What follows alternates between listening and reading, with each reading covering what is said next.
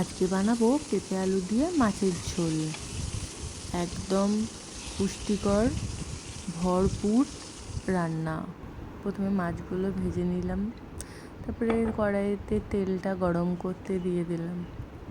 তেলটা গরম হওয়ার পর শুকনো লঙ্কা আর 5 ফোড়ন দিয়ে পিট করে একটু ভেজে নেব। তারপরে কেটে রাখা আলু, পটল, গাজর, পেঁপে দিয়ে অল্প নাড়াচাড়া করে নেব। একদম খুবই সহজ, একদম ঘরোয়া রান্না আর স্বাদে ভরপুর। কোনো মশলা দেবো না, শুধু আদা দেবো আর হলুদ আর অল্প জিরে গুঁড়ো, ব্যাস। রান্না হবে সুস্বাদু। পটল দিয়ে দারুণ এই রান্না। টমেটো দিয়ে নাড়াচাড়া করে তারপর দিয়ে দেবো আদা বাটাটা কাঁচা গন্ধটা কেটে গেলে আমরা হলুদ, নুন আর অল্প জিরে দিয়ে দেবো, ব্যাস। লঙ্কা গুঁড়ো দিতে ভুলো না যেন।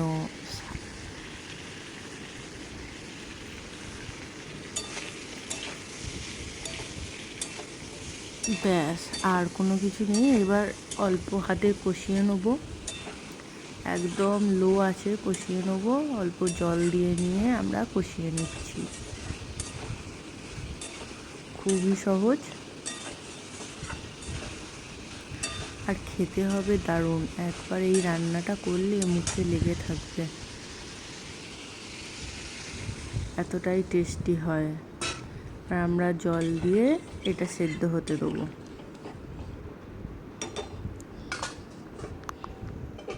আমরা জল দিয়ে সেদ্ধ হতে দিলাম।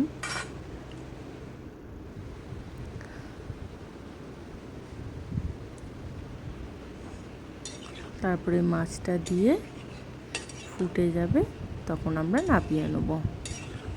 আমাদের একদম গরম গরম ভাতে পরিবেশন করার